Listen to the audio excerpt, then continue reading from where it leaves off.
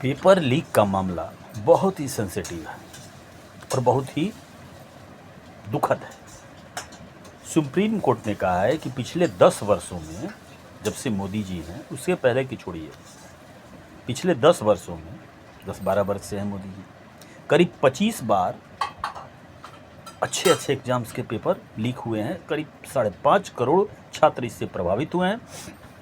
लेकिन इसके लिए कोई भी ऐसा कड़ा कानून, कठोर दंड वाला कानून नहीं बनाया गया है और न ही इसके मास्टर माइंड को आज तक पकड़ा गया है। छोटे छोटे प्यादे पकड़े जाते हैं माफ़ कीजिएगा, छोटे मोटे जो कार्यकर्ता उनके हैं वही पकड़े जाते हैं। जो मास्टर माइंड है क्यों नहीं पकड़े जाते?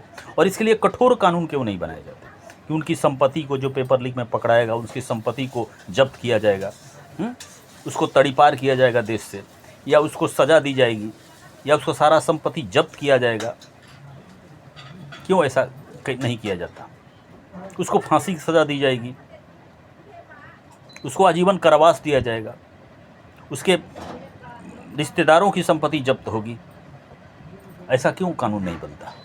जब शिक्षा जरूरी है, जब पढ़ाई लिखाई जरूरी है इस देश में, जो देश पढ़ा लिखा, जितना अच्छा पढ़ा लिखा होगा, शिक्षित होगा, वो देश उतना ही तरक्की करेगा। और शिक्षा ही एकदम निचले पावदान पर है। हर क्षेत्र में देखो, किसी भी दृष्टिकोण से, नज़रिए से हमारे देश की शिक्षा व्यवस्था सबसे नीचे जा रहा है। और हम कहते हैं 2047 तक विकसित हो जाएंगे, हमारे खाक विकसित हो जाएंगे।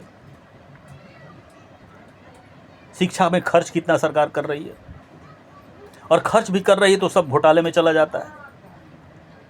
बताइए तो। और शिक्षा में अनियमितता कितनी है, शिक्षा प्रणाली में विभिन्नता कितनी है।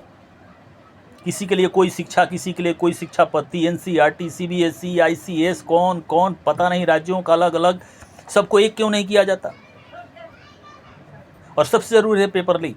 बच्चे इतना मेहनत करके अपना सब छोड़ करके, गार्जियन अपना ज़मीन जायदाद बेच करके बच्चों को पढ़ाते हैं, तैयारी कराते हैं, और ये माफिया लोग, शिक्षा माफिया लोग, कोचिंग माफिया लोग सब डकार जाते हैं।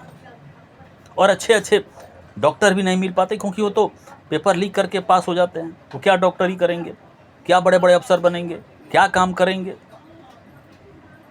तो सबसे पहली बात है कठोर से कठोरतम इसके लिए कानून बनाना, ताकि पेपर लीक करने वालों का पेपर लीक दिमाग में आए तो डर पैदा हो जाए, उसको सामाजिक रूप से बेइज्जत करना, उसको नंगा करना। लेकिन ये कब होगा? जब राजनीतिक इच्छा शक्ति, लोकतांत्रिक इच्छा शक्ति जब मजबूत होगी। और इसके लिए लड़ना होगा आपको, जंतर मंतर पर ही नहीं, पूरे देश, पूरे राज्य में इसकी आवाज़ उठनी चाहिए। धन्यवाद।